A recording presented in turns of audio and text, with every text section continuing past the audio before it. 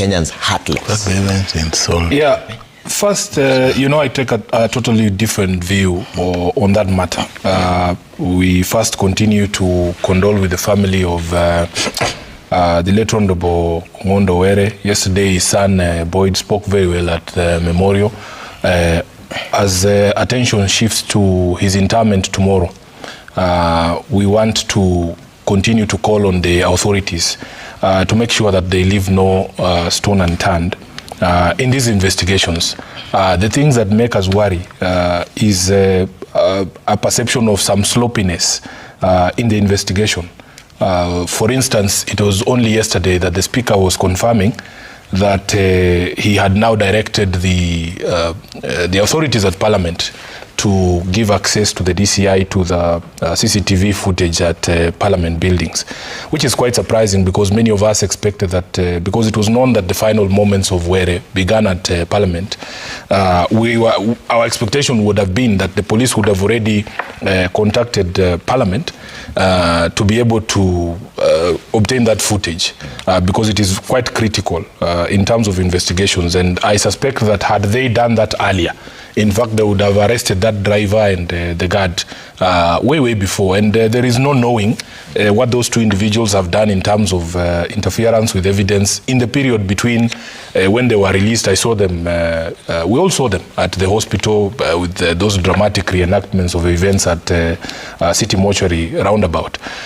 So there is no knowing what they have done subsequently to any evidence that might have been critical in the intervening period. That is why many of us worry that there might be lapses and there might be things that are being done that might actually allow the true killers or the people who actually gave the order, what Boyd called the people calling the shots, to get away with this. Trevor, I said yesterday in church that as a leadership of Nairobi as well, we have an explanation to give. Because this is the capital city of the country. We're expected to have the best infrastructure in terms of lighting, CCTV. We have speed cameras these days on the Southern Bypass and on Thika Road, that immediately your vehicle overspeeds, a message comes to your phone immediately. And they tell you this is your first warning or you have been fined a certain amount of money. How is it not possible for us to have similar technology when crime happens?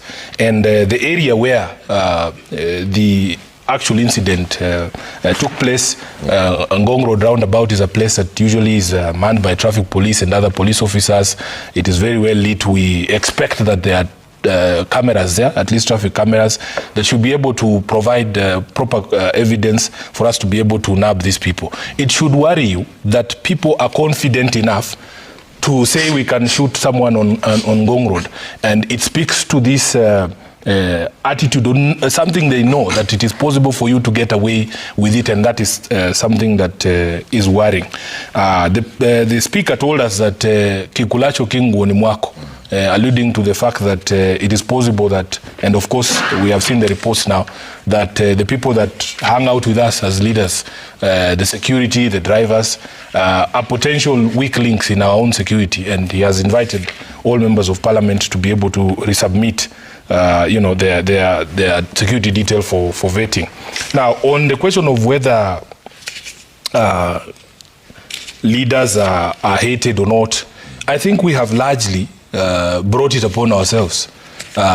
You see, the Constitution expects that we will conduct ourselves in a manner that demonstrates respect for the people.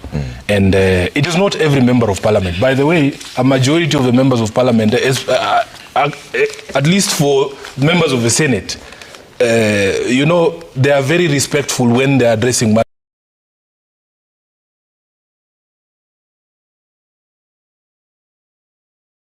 that we do not listen to them.